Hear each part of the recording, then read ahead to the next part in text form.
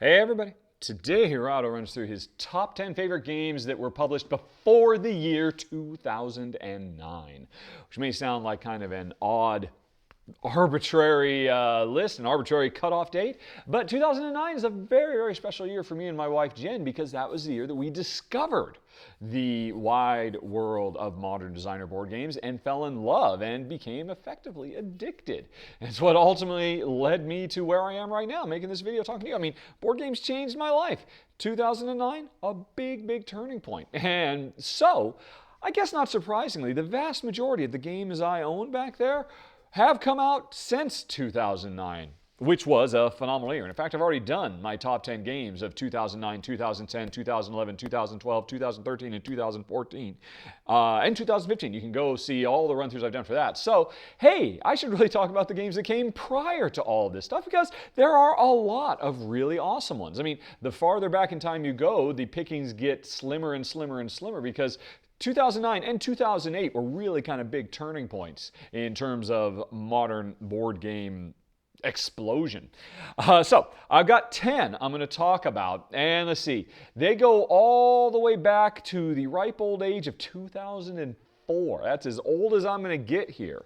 Although, if I were like doing my top 25, then I'd be going back to, it looks like the early 90s. I've got a couple of even older games than that. 92 would be my earliest. But I'm only doing the top 10 right now. As always, in a future podcast, I will revisit this list and talk about some of the other stuff that didn't make it. So you can look forward to that in the future, me talking more about the past. But for now, let's just focus on my 10 best games that were released prior to 2009, starting with number 10, Biblios, from designer Steve Finn. I love Steve Finn's games. He is the master of the interesting, deep, compelling filler style game, and none are better than Biblios. Not his first game, but still his undisputed masterpiece. This is a lovely game where players are running abbeys in medieval Europe and trying to become the most influential. I mean, that's the theme. The theme is very, very thin. I'll be honest. This is mostly an auction card game, which comes in two halves. The first half of the game, on your turn, you are going to draw cards equal to the number of players and dole them out, for yourself, for all the players, plus one extra that goes into like a common pot. And the tricky thing is, it's this incredibly tense push your luck game because if I'm playing a 3-player game, I don't draw 4 cards all at once and then decide who gets what. Instead, I draw them one at a time and decide which ones are going to go to me, to the pot, or to the other players. And that can be an incredibly tense and beautifully tough decision to make because, okay, I pull a card. Yeah, this is a nice card. I could see taking this card for myself, but maybe there's a better one. Do I take this now and maybe a better one's going to come out that I have to give to my opponents, or do I give it to the opponents and hope the one's better for me? Or do I put it in the pot? Because the second half of the game, after the full deck has been distributed between all the players and this central pot, the second half of the game is using all the cards we collected in the first half that we drafted for in an auction to get all the best stuff out of what remains. That's really cool too, because for the second half of the game, you have imperfect knowledge of what's in there. If you're staying on top of it, you remember some of the stuff you put in there, but not all the stuff. And so, how much of the stuff you set aside for yourself do you now use in a bidding war to get the stuff that's still coming? It's an incredibly brilliant game. Elegant, simple, but super, super deep and thinky. I'm just infinitely replayable, works at all player counts. A wonderful, wonderful game, published originally in 2007, Biblios. Okay, now let's move on to number 9, which was also published in 2007, Galaxy Trucker. Now, I've actually done a run-through for this and Biblios, and, I think I've done a run-through for, no, 2 of the games that have yet to come, I haven't done run-throughs for, but I have done run-throughs for Galaxy Truckers and all of its many, many expansions that have come out since 2007 when it was published. So you can go check those out to learn more. Suffice to say, this is an absolutely brilliant, real-time, competitive game of trying to build your own space truck, this kind of crazy, patched-together jalopy of a truck that you're building by racing against time. There's a sand timer that comes in this box. Looking through basically a pile of scrap. We all have access to this junkyard of tiles, and we're digging through it as fast as we can to find the right pieces of our ship that we need. Lasers, shields, storage compartments, crew quarters, power cells, all kinds of stuff to build not the perfect space truck, but the best one we can under very, very tight time constraints. And that's the first half of the game, and then the second half of the game is watching as we then take our ship on a trip around the galaxy trying to pick up goods to bring back and score a lot of points, but watching as our ship just gets progressively destroyed by meteor swarms and attacking space pirates and all kinds of stuff.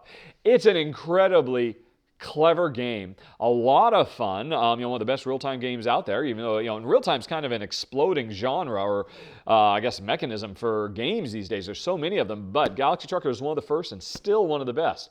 From 2007, Galaxy Trucker. Now, moving on to my number 8. Now, this is one of the 2 games I have not done a run-through for. Apologies for that. Maybe someday I'll get around to covering San Juan, which is, actually, maybe I have. Have I done a run-through for you, San Juan? I don't think so, which is a real shame because this is an awesome, awesome game. This is basically, they could have called it Puerto Rico the card game. It does say the card game for the highly acclaimed Puerto Rico. This takes the core concepts of that super duper modern classic and distills it down to card form. Every round, there are a bunch of roles that players can take in the New World colony in San Juan, whether you're the governor or the trader or whatever it might be. And on your turn, you pick one of those roles. You get to do that action, and everybody else around the table gets to do a slightly weaker version of that action. And so, players are always involved in everybody's turn. You're always trying to second guess what is it my opponent is going to do, because if I do this now, I can get the stronger version of it. Maybe I need to do this because I expect they're going to trade and I want to get my stuff harvested before they trade. There's a lot of stuff. And it's really, the whole game is just basically a deck of cards. There was an expansion for it that came out that I've got in here too. And in fact, this would not make my top 10 without the expansion. The base game is great, but the expansion added enough cards to ensure this gives you a good, solid, infinite replay value. Now, as you can see, I've got my original, 2004 edition here. This came out in 2004. This is the oldest on my list. It got reprinted a while ago. Maybe it was in 2004 or 2014 for its 10-year anniversary. I'm not quite sure when. But I strongly recommend seeking it out. The other interesting thing about this is, this was developed in parallel to Race for the Galaxy. And so both games have a lot of similarities, but Race for the Galaxy, which I have done a run-through for, has the same basic idea of one person playing a role and everybody else following off of them, but it's set in outer space. That's a brilliant game, absolutely phenomenal, but it doesn't make my list because a lot of people complain about it. I'm going to too. The ridiculously Byzantine iconic language that it uses to try to explain everything about the game. This game is just perfect in its elegance and smoothness and simplicity, but again, like Biblios before it, its depth. It has great replay value. There's also an absolutely phenomenal digital app that Jen and we had on our phones for a long time and we used to play quite a bit. It's about the only digital board game app I've ever really gotten into for any length of time. But all it did is make me so much more appreciate the original from 2004, San Juan. Okay, now let's move on to number 7, another title from 2007. You know what, looking at it, I didn't count this. 1, 2, 3, 4, 5. 5 of these 10 games came out in 2007, more than any other year in this top 10, which I'm going to say then must make 2007 the number 1 board game year prior to 2009. But which one am I talking about next? Number 7, Vikings, or Vikinger, from Michael Kiesling. One half of the Kramer and Kiesling dynamic design duo, although this time he was off on his own. And this is a wonderful, wonderful tile drafting game And funnily enough, I think this was like the second or the third run-through I ever did. So if you go watch my run-through now, apologies. That was back when I was filming with an iPhone, and it was a little rough and ready.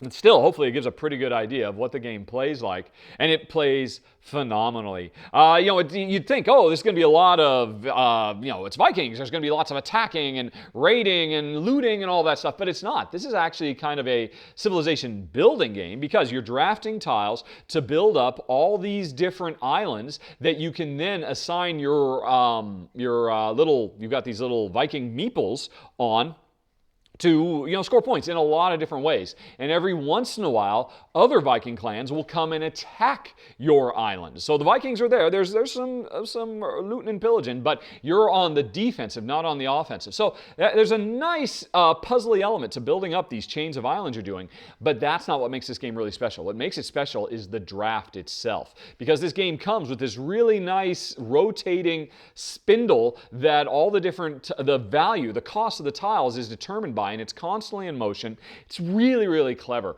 Again, apologies for the old run-through, but we'll give you an idea of what it is. Absolutely love this. Well, obviously, because it's my number 7, Vikings. Then on to number 6. Stefan Feld is in the house with Notre Dame. Interestingly, this game is going to be getting a reprint next year, I guess, for its 10th anniversary. Notre Dame is finally going to be making it back, so if you can't find it now, hold on. Man, and this game is definitely worth it. This was Seven Wonders came out and just exploded in popularity because of its really brilliantly integrated card draft where I've got a hand of cards, you've got a hand of cards, I pick one and give the rest to you, and you pick one and give the rest to me, and the tension and drama that comes from that.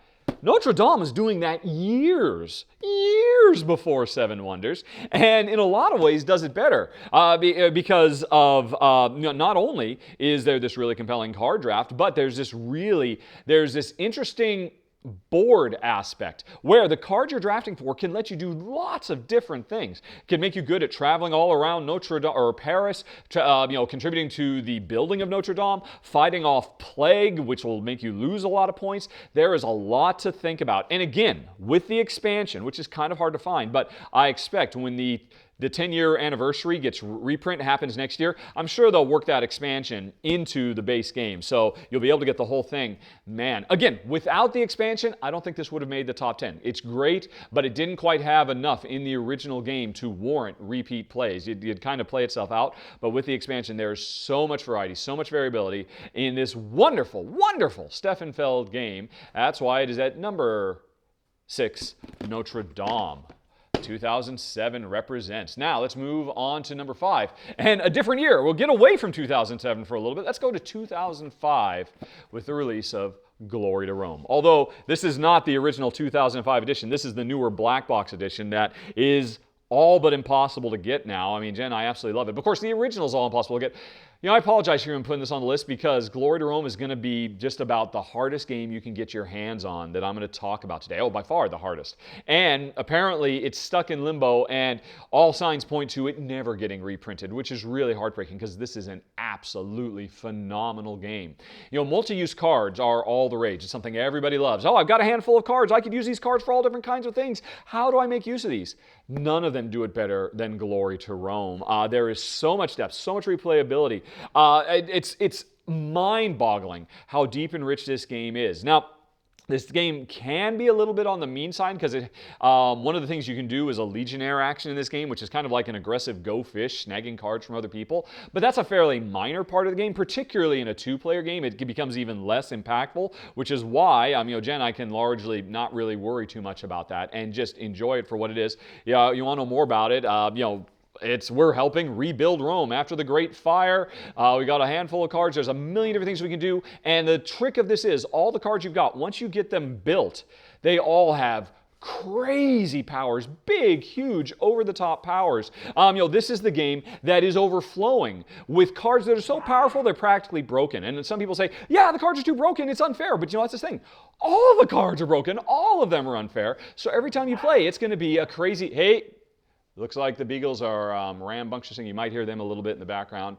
I can't. They're having fun. But anyway, Glory to Rome, an absolutely phenomenal game. Heartbreaking that it may never see the light of day again. But it's definitely, hey, It is definitely worth seeking out.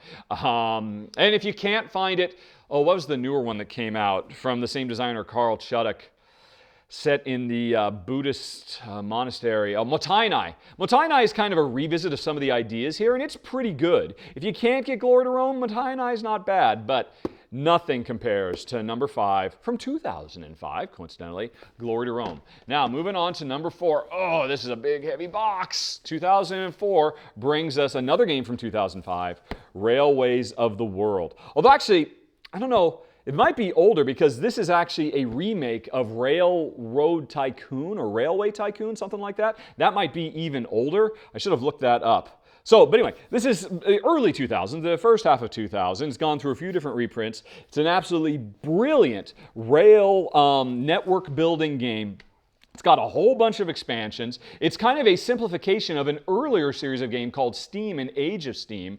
And of all of the Steam-inspired games, or Age of Steam-inspired games, this is the one that's for me and Jen because it's got just the right level of depth, but streamlined simplicity. It's shorter. It's not quite as cutthroat as the other ones. It's a bit more live and let live, and it's absolutely phenomenal. I've done a run-through for it, and in fact, actually, in my final thoughts when I did this, I actually contrasted and compared all the different Martin Wallace games that were in this range and explained why this one came out on top. So you can learn more about it, but I got to put this down because this box is full of expansions, so many maps. I can't hold it anymore. So that was number 4, Railways of the World.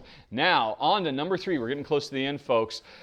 To 2008. Alrighty. The first game on this list from 2008, which was a very good year too.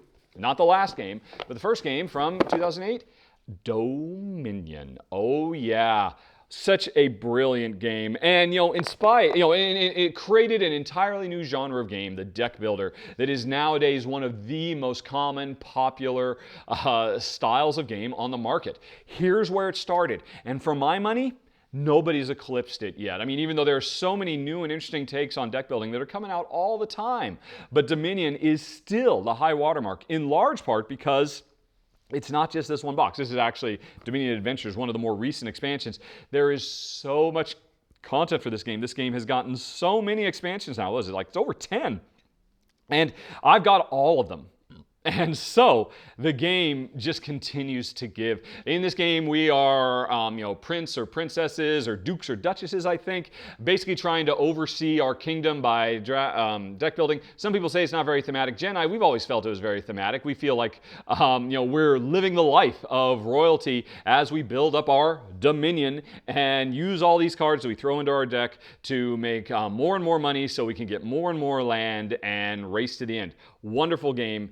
Just brilliant in its simplicity, but its explosive variability.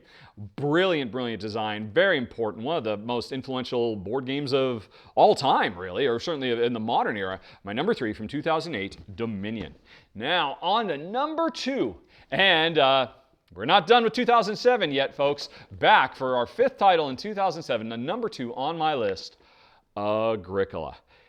Yeah, baby. Oh, still so good. So good. Uwe Rosenberg's best game ever. And he's made a lot of really phenomenal games. And for those out there who thinks Caverna trumps Agricola, sorry, folks. Not even close. Nothing compares to the classic. And now, of course, actually, interestingly, like several of these other ones, it's recently gotten a big deluxe revised reprint. I'm really hoping to get my hands on it because I guess they've done a lot of tweaking and whatnot. But I don't know if I need it because, man, we've never had any complaints about what's in here. Building up our medieval farms, trying to raise our family, train them, make them successful, keep them fed. It's an incredibly deep, incredibly rich game. It's well-deserving. For the longest time, it was the number 1 ranked game on Board Game Geek, and it's still, I believe, standing just barely in the top 10. It's ridiculous that Caverna kicked it out, but I've talked about Caverna versus Agricola in the past. But this baby from 2007, just absolutely phenomenal. Love it to death. Watch my run through to find out more. That's it. Number 2, Agricola.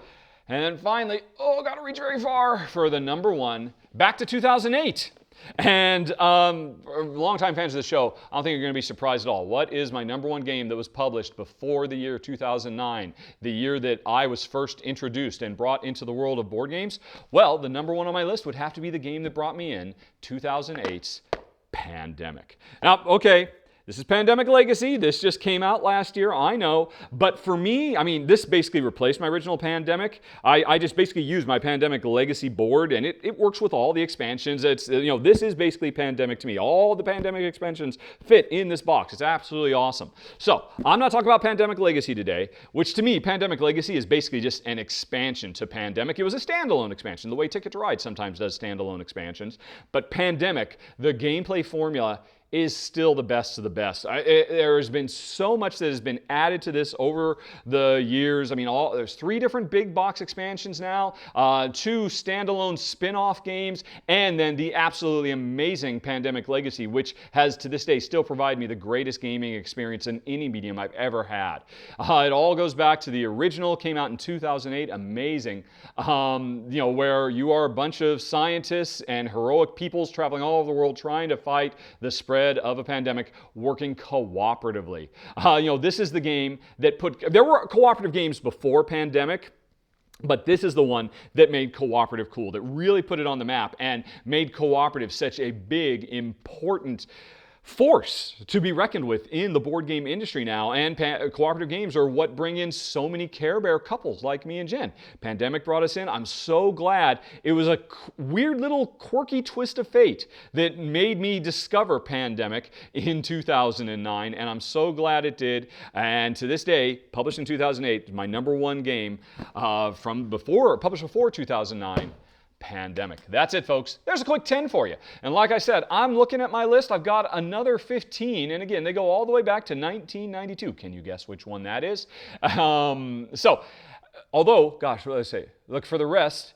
What do we got? We got 2003, 2007, 2005, 2004, 2008, 1999, 2007, 2005, 1999, and 1992, 2008, 2006, 2008, and the rest scrolled off the bottom. So there's still a wide variety of stuff coming, but if you want to hear about those, in my January podcast, which you can always find at podcast.rahdo.com, I'll be revisiting this. I'll talk about the rest. And I'm sure some people are saying, hey, what about X, Y, or Z? Because there's a lot of other big games out there that I didn't mention. Well, some of them are probably going to make that list in the podcast. So be sure to come back and check it out. But anyway, that's it, folks. Thanks for watching. Questions, comments, concerns, as always, please let me know. Otherwise, I hope you have a very, very nice day. Talk to you later. So long. Bye-bye.